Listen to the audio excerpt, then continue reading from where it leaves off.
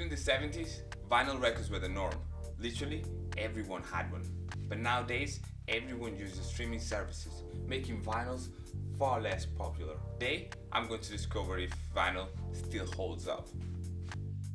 I'm meeting Morven Clutsom, who loves records and actively collects them. Yeah, well, I found my collection and started going through them all, found some alright songs, decided to listen to them, and then bought my own, I guess. Well, it's like kind of seeing what they listen to, and also some of our music taste was alright. On the other hand, not everyone is a huge fan of records. Just because it's easiest, I can post my own playlists, I can look at my friends' playlists, it's just easiest. I'm just too young. I'm only 18, those things were made for like years and years ago. I'm just too young. What people say about records being expensive, it's not exactly wrong. The 1975 second album cost £29. It's fair that that's too much for essentially a piece of plastic. Sure, it's a great album, but come on. I'm with local radio presenters at Hume FM, asking what vinyl means to them. Right, what was your first record? Mine was Look What You Done by Slade from Chalmers and Joy. There was up George Street, and I bought it with pocket money that I got. I saved up pocket money for it, and I think it must have been about 55 pence or something like that. Aye. That must have been about 72, 73, something like that. That's dear, that 55 for you back in them days. Aye, I know. I think my first single, which I can think of, was to be Night at the Opera, I think it's one of the oldest albums I've got. But it's so easy back then. There's so many record shops in the town there. I mean, even places like Woolies. And then when the other record shop opened up in Aberdeen, that was like Aladdin's Cave.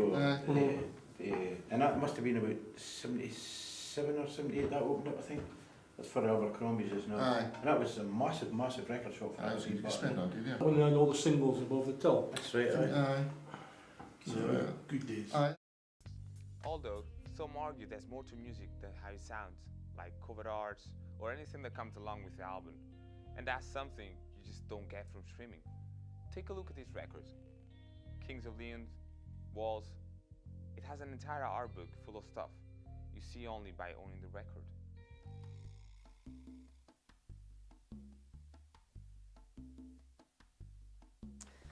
I actually got one for my birthday, and it's blue. Well, I've got about 15 vinyls, and I got some from my mum and dad, some from my uncle, and then I've bought a few myself. I think it's like a more easier way of listening to music because vinyl's just a bit of a pain in the ass. So before the film, I conducted a survey across Facebook to find out what people thought of vinyl. And out of 58 people who answered it, 63% said they don't own a record player, but 70% said they're pretty rad. Upon asking people what could make records more attractive, 25% said we live in the 80s, 55% said if they were less expensive, and 10% said if they looked like less of a hipster. Although one of the most cliche excuses for records being the sound, it's not entirely wrong. With the right gear and the right records, music can sound so much better than when it's running through your earphones. A lot of it has to do with the sentimentality of owning your favorite album in a physical form, because it's much more personal kind of merchandise than simply buying a sticker for your laptop or a t-shirt.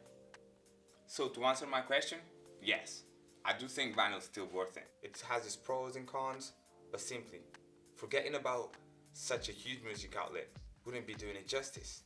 In the end, it really comes down to how much music really means to you.